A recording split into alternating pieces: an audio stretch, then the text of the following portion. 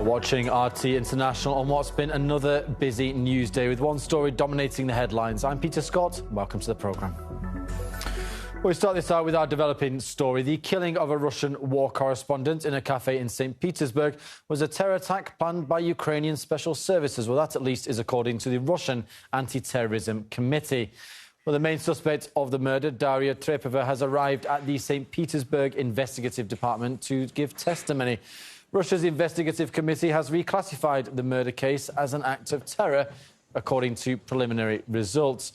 It said that Ukraine coordinated the planning of the murder, something Kiev has denied, as authorities have completed their initial examination of the flat where the suspect was staying. Trepova has since admitted that she was the one that brought the statue that exploded to the site.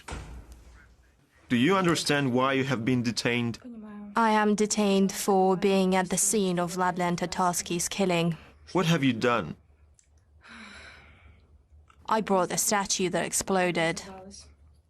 Who gave it to you? Can I tell you later?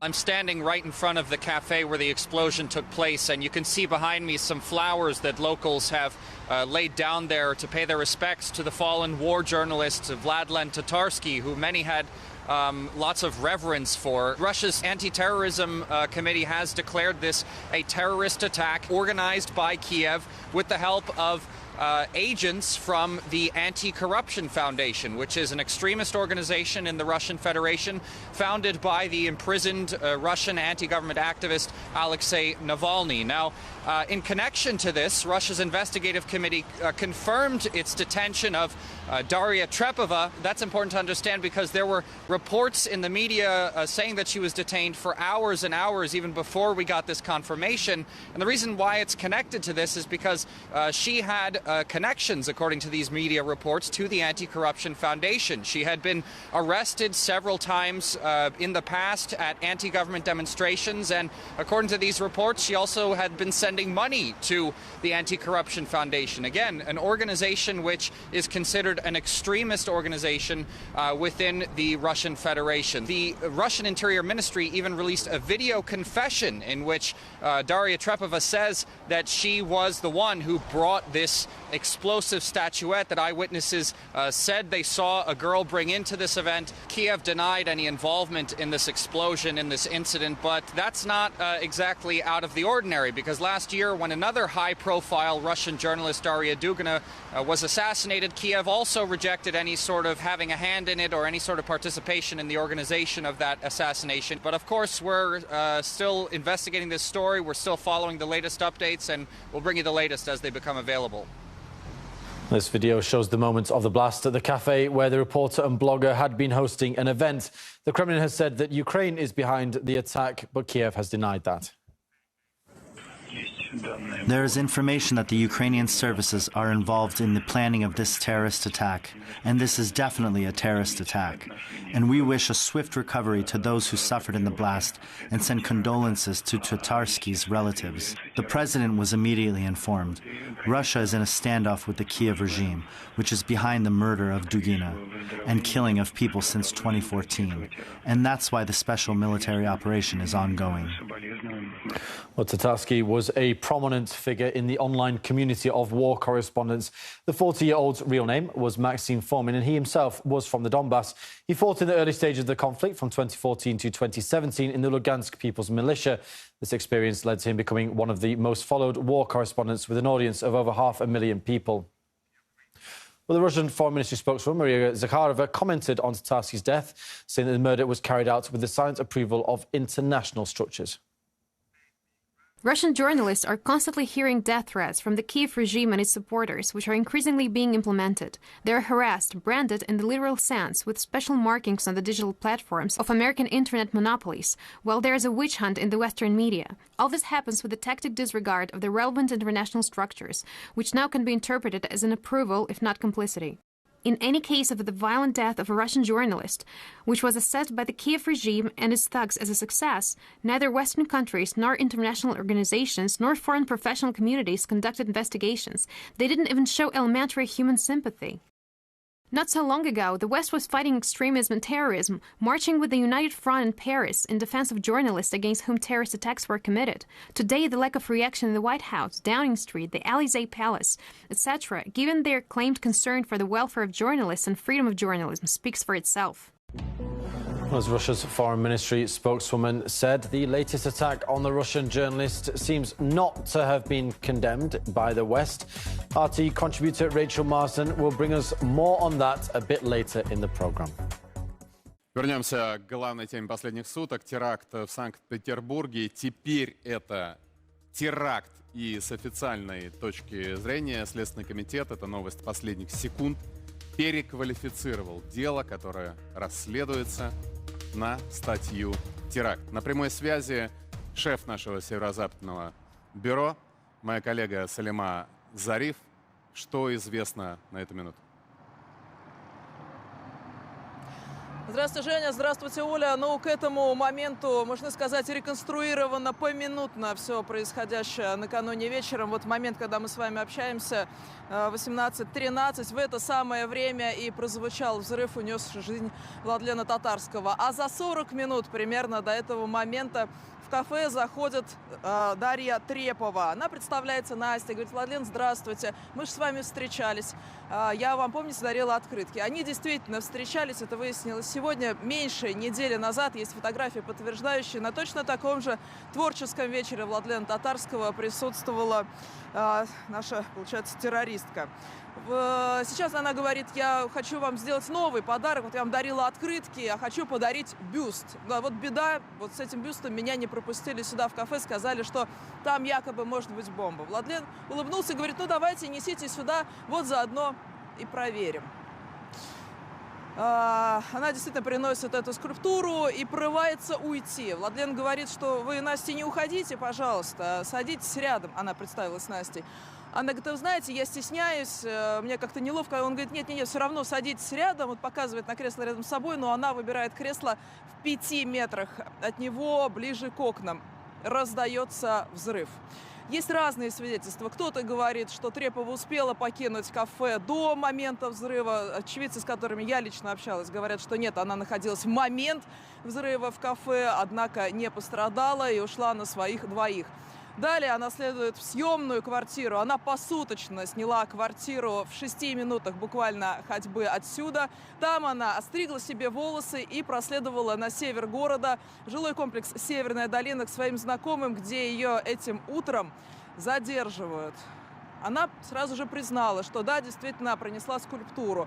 К вечеру появилась информация, что она якобы не понимала, что в скульптуре взрывчатка, она думала, что там прослушка. В то же время Национальный антитеррористический комитет заявляет, что преступление убийства Владлена Татарского было заказано киевским режимом. И вот к вечеру появляется информация, что Трепову завербовал Роман Попков. Это такой очень одиозный деятель, называющий себя журналистом, бывший обозреватель МБХ Медиа, то есть человек, связанный с Михаилом Ходорковским. Он бежал из России, а накануне, когда стало известно, что Владлен Татарский убит, опубликовал в своем телеграм-канале серию обвинений в адрес погибшего журналиста. По словам Треповой, Попков якобы сначала учил ее журналистике, а потом попросил выполнить задание от одного знакомого. Так вот, этим знакомым оказался агент СБУ. По информации ряда информационных агентств, Попков был другом экстремиста, который устроил вот тот самый теракт в Брянской области, Денис Капустин. Еще один его друг – это Кристиан Ударов. Это провокатор, который терроризировал прихожан Киево-Печерской лавры. Ну и да, вот новость последнего часа, что дело об убийстве переквалифицировано по статье «Теракт». Оля, Женя. Спасибо вам огромное, Салима Зариф, шеф нашего петербургского бюро, на прямой связи. Ресторан, кафе «Патриот-бар», где накануне прозвучал взрыв и был убит Владлен Татарский. Также вместе с Татарским пострадали 32 человека, 10 человек до сих пор остаются в больнице, несколько в крайне тяжелом состоянии. Кадры на ваших экранах – это новые видео от Следственного комитета Российской Федерации. На этих кадрах квартира, снятая Треповой не на Васильевском острове. Это станция метро Выборгская, это довольно далеко от центра города.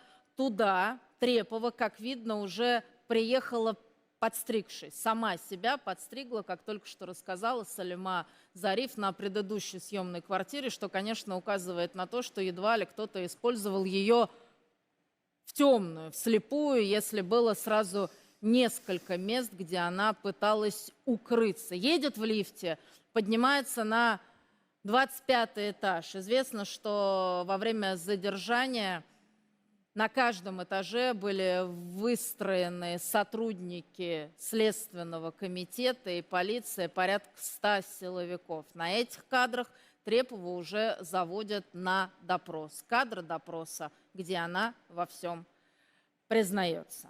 Юрий Вячеславович.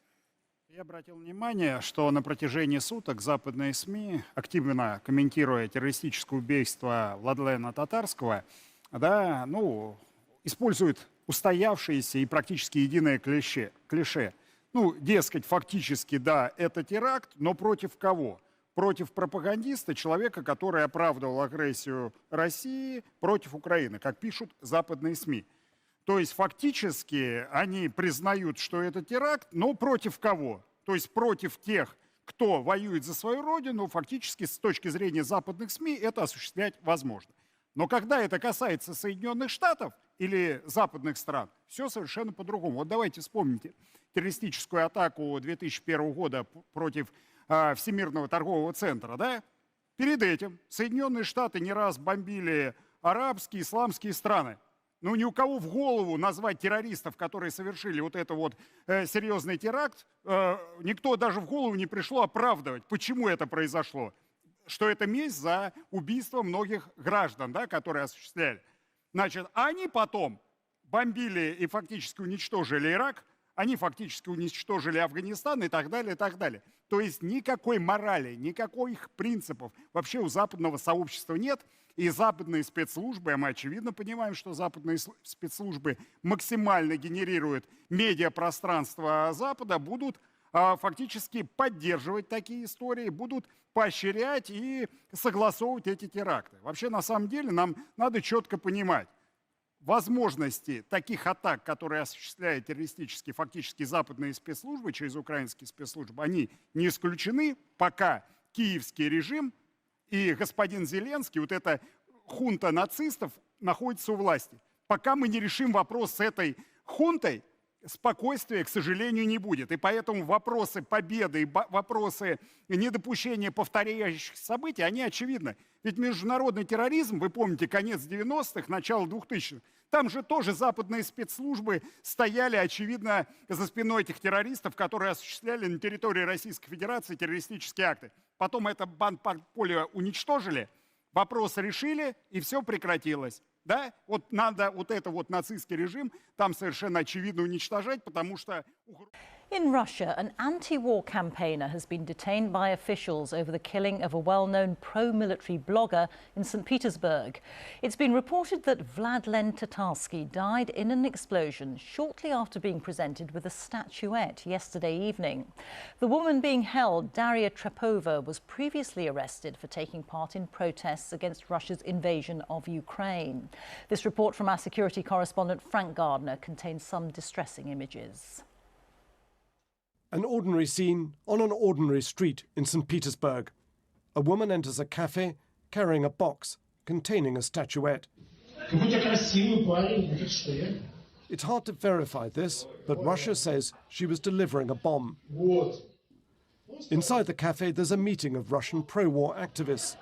The invited speaker is this man, Vladlen Tatarsky, a prolific blogger with over 500,000 followers. And then this.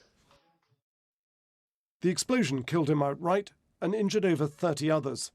Russian officials were quick to blame Ukraine, which denied it.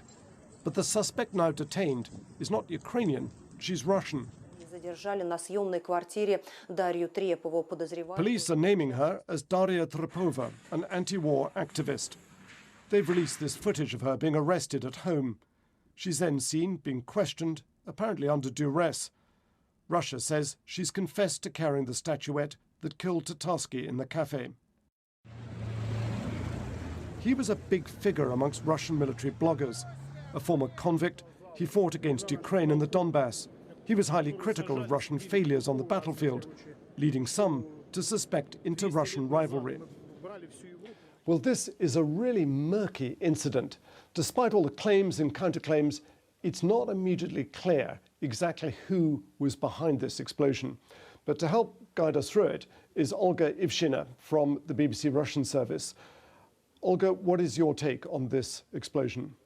Russian war supporters and many other experts believe it must be Ukrainian intelligence behind this attack. Russian investigative committee thinks that Russian opposition was also involved.